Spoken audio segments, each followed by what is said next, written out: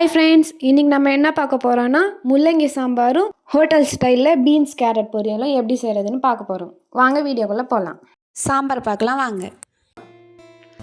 துவரம் பருப்பு 1 கப் எடுத்துக்கோங்க.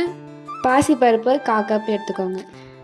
ரெண்டுமே நல்லா வாஷ் பண்ணிவிட்டு 3 பச்சை மிளகா, 2 மீடியம் சைஸ் வெங்காயம், 5 6 பல் பூண்டு, 3 மீடியம் சைஸ் தக்காளி, கூடவே மஞ்சத்தூள் ஒரு 1/2 டேபிள் ஸ்பூன் போட்டுக்கோங்க.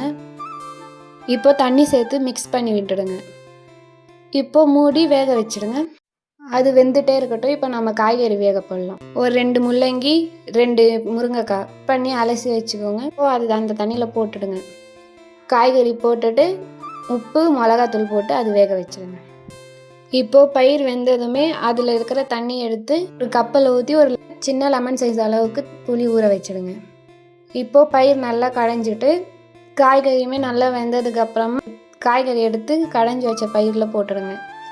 கூடவே புளி ஊற வச்ச தண்ணியும் கரைச்சி ஊற்றுடுங்க. இப்போ நல்லா மிக்ஸ் பண்ணி விட்டுக்கோங்க.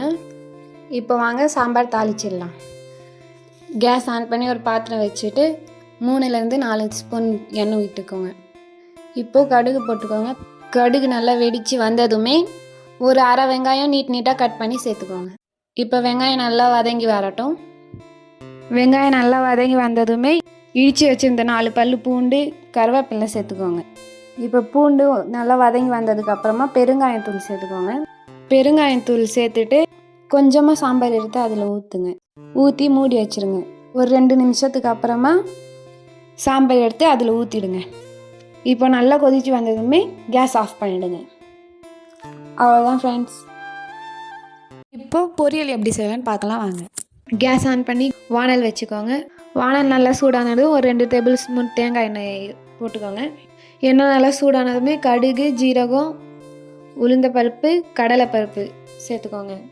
அது கூடவே ஒரு 2 காஞ்ச மிளகா கட் பண்ணி சேர்த்துக்கோங்க. கூடவே பெருங்காயத்தூள் போட்டுக்கோங்க, வாசனை நல்லாயிருக்கும். அப்புறமா 2 சின்ன சைஸ் வெங்காயம் எடுத்து பொடியாக நறுக்கி சேர்த்துக்கோங்க. வெங்காயம் நல்லா வதங்கி வந்ததும் பீன்ஸ் கேரட் சேர்த்துக்கோங்க. நல்லா மிக்ஸ் பண்ணிவிட்டு தண்ணி ஊற்றி கொஞ்சமாக உப்பு சேர்த்துக்கோங்க. சேர்த்து கலந்து விட்டுட்டு மூடி வச்சுருங்க. கொஞ்சம் நேரம் வேகட்டும். இப்போ திறந்து பாருங்கள், நல்லா வெந்துச்சு. வெந்ததுமே ஒரு 1/2 தேங்காய் எடுத்து நல்லா பொடியாக அரைச்சி வச்சுக்கோங்க. அது கூடவே சேர்த்துருங்க. சேர்த்து ஒரு 5 நிமிஷத்துக்கு மூடி வச்சுருங்க. அவ்வளோதான், நம்மளோட ஹோட்டல் ஸ்டைல் பீன்ஸ் கேரட் பொரியல் ரெடி ஆயிடுச்சு. இது நீங்கள் சாம்பார் கூட, ரசத்து கூட எதில் வேணால் நீங்கள் சேர்த்து சாப்பிட்டு பார்க்கலாம், நல்லாயிருக்கும்.